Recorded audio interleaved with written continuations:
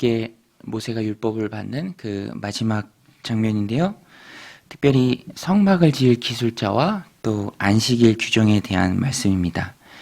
먼저 1절로 11절을 보면 성막을 하나님이 주신 설계대로 만들도록 하나님이 지명해서 부르는 사람이 나옵니다.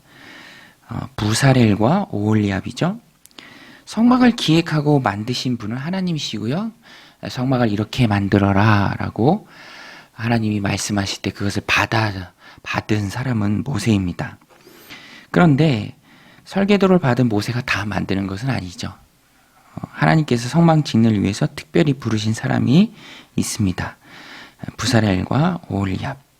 오늘 말씀 2절부터 6절에 보면 내가 유다 지파 훌의 손자여 우리의 아들인 부사렐을 지명하여 부르고 하나님의 영을 그에게 충만하게 하여 지혜와 총명과 지식과 여러 가지 재주로 정교한 일을 연구하여 금과 은과 노수로 만들게 하며 보석을 깎아 물리며 여러 가지 기술로 나무를 새겨 만들게 하리라.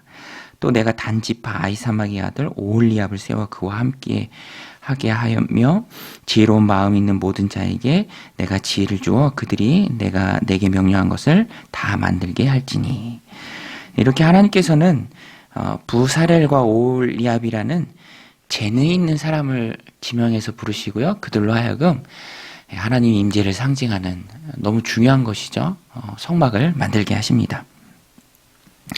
이렇게 하나님이 재능 있는 사람들을 특별히 부르셔서 그들로 하여금 성막을 만들게 하신 것을 보면서 우리가 깨닫는 게 무엇입니까? 하나님께서는 협력하는 공동체로 이스라엘을 부르셨다라는 것입니다. 협력하는 공동체. 하나님은 각 사람에게 재능을 주시는 분이시고요. 그리고 그들이 가진 재능을 인정하시고 하나님의 일에 사용하도록 지명해서 부르십니다. 하나님의 일은 특별한 사람만 하는 게 아닙니다. 모세만 하는 것도 아니고요. 아론만 하는 것도 아닙니다. 함께 하는 것이고요. 특별히 오늘 본문에 나오는 것처럼 각자의 은사와 재능대로 협력해서 하는 것입니다. 그래서 교회는, 영적인 이스라엘인 교회는 은사 공동체입니다. 하나님께서는 또 각자가 받은 은사에 더하여서 성령을 공급해 주십니다. 성령을 통해서 일할 때 그 일의 완성도가 높고요. 또 능력 있게 그 일을 능히 감당할 수 있다는 것입니다. 하나님께서는 성막 제작의 주도적인 역할을 하는 부사렐과 오홀리압에게 성령을 부으시고 하나님의 영을 부으시고 지혜와 총명과 재주를 주셨습니다. 우리가 알 수 있는 것이 여기서도 있죠. 하나님께서는 사명도 주시지만 그 사명을 감당할 능력도 하나님께서 부어주십니다. 그래서 우리는 걱정할 게 없습니다. 하나님 주신 은사대로 쓰임을 받고요. 또 그 은사 가운데 하나님 내게 맡겨주신 사명이 있다면 그것을 감당할 더 큰 지혜와 총명과 재주도 하나님께서 성령을 통해서 나에게 부어주십니다. 그 성령의 능력으로 성막의 기구들, 부사렐과 오홀리압이 다 만듭니다. 증거계, 속죄소, 상과 등잔대, 분향단과 번제단, 물두멍, 제사장들의 의복, 관유, 향, 성막에 관한 일체의 것들을 주도적으로 다 만들어냅니다. 개인의 힘으로 불가능하죠. 이걸 어떻게 다 만들어낼 수 있겠습니까? 하나님께서 하나님의 영을 충만히 부어주셨기 때문에 성령의 능력으로 가능하다는 것입니다. 그러므로 오늘 우리도 하나님의 일을 할 때 성령의 능력으로 일을 해야 합니다. 하나님의 능력을 우리가 하나님께 구해야죠. 하나님 내게 귀한 사명 주셨고 또 생업도 주시고 사업도 주시고 또 여러 가지 일할 일터도 주셨는데 그 가운데서 성령의 능력이 필요합니다. 하나님 성령을 물 붓듯이 부어 주옵소서. 오늘 말씀 보세요. 부사렐과 오홀리압이 주로 했던 일은 깎고 또 짜고 옷 만들고 다 그런 기능적인 일입니다. 그 일 자체만 놓고 볼 때 이게 제사 드리는 일도 아니고 예배하는 일도 아니고 그런 직접적인 일은 아니었죠. 그렇지만 그런 일을 할 때에도 성령의 능력이 충만히 임해야 한다는 것입니다. 그래서 오늘 우리가 하나님 앞에 기도할 때 일상생활에도 하나님의 능력이 그 기름 부으심이 있어야 합니다. 교회 공동체의 일은 물론이거니와 가정에서도 또 직장에서도 또 복잡한 사람들과의 관계 속에서도 항상 우리가 성령님께 붙들려야죠. 성령의 능력이 다 필요합니다. 모든 일이 성령의 능력을 필요하는 일입니다. 그래서 우리는 삶의 전 영역을 하나님의 능력으로 살아내야 합니다. 오늘도 하나님의 일뿐 아니라 삶의 전 영역을 성령께 의탁하는 그런 지혜와 은혜가 저 여러분들 가운데 충만히 있으시길 바랍니다. 12절부터는 안식일 규례에 대한 말씀입니다. 안식일은 하나님이 이스라엘 백성들에게 명령하신 특별한 날이에요. 스페셜 데이입니다. 거룩한 날이에요. 구별된 날입니다. 그런데 이 날이 특별하고 거룩하고 구별된 이유가 무엇이냐면 하나님께서 온 세상을 창조하신 후에 안식하셨던 것을 기념하는 날이기 때문입니다. 그리고 하나님의 백성으로서 안식하는 날이죠. 하나님이 쉬었기 때문에 하나님 백성이 이스라엘 백성도 이날 쉬는 것입니다. 그리고 이렇게 쉬는 것이 이 안식일이 하나님과 이스라엘 백성 사이의 표징이 됩니다. 표징이라는 것은 구별됨이죠. 사인입니다. 그 모습을 보면서 그 사람의 정체성을 알 수 있죠. 예를 들어서 학생이라면 교복을 입고 있죠.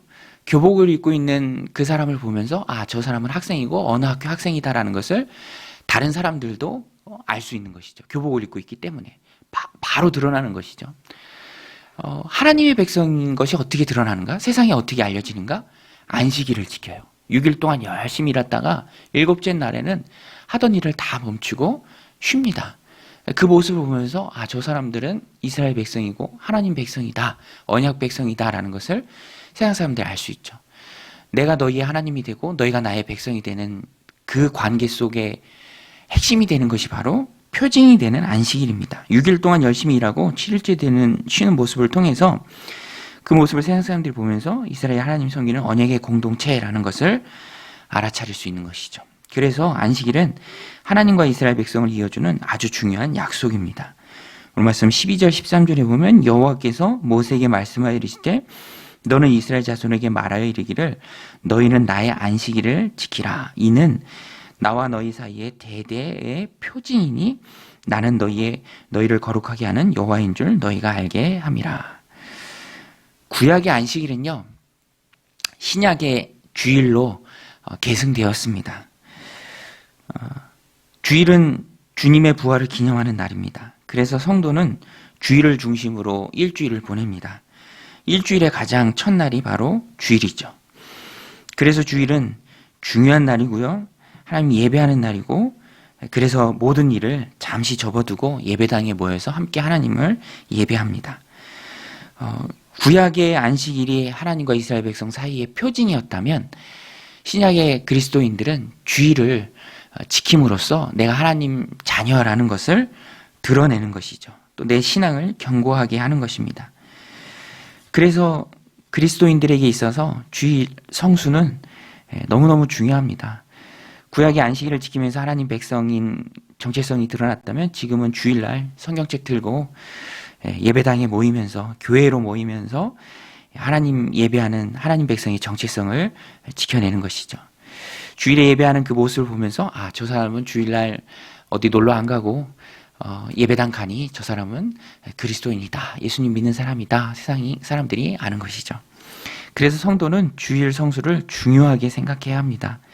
주일을 지키는 것이 신앙을 지키는 것이고요. 내가 지킨 그 주일이 결국에는 나를 지키고 내 신앙을 지키고 내 믿음을 지켜주고 하나님 백성으로서 세상 사람들의 속에서 섞여 살지만 하나님 백성의 정체성을 가지고 살아가도록 나를 지켜준다는 것입니다. 해본 사람만 알 수 있죠. 주일이 얼마나 중요합니까? 내가 하나님 자녀라는 내적인 확신도 중요합니다. 내 마음에 성령님 계시고 나는 하나님의 자녀지라는 그런 마음의 확신도 중요한데요. 그것이 밖으로 드러나는 주일을 어떻게 보내는가, 주일날 어디가 있는가, 그것이 중요하죠. 믿음의 외적인 증거 드러나는 것도 중요하다라는 것입니다. 주일에 몸과 마음이 어디에 있느냐를 통해서 그 믿음을 증명할 수 있다는 것이죠.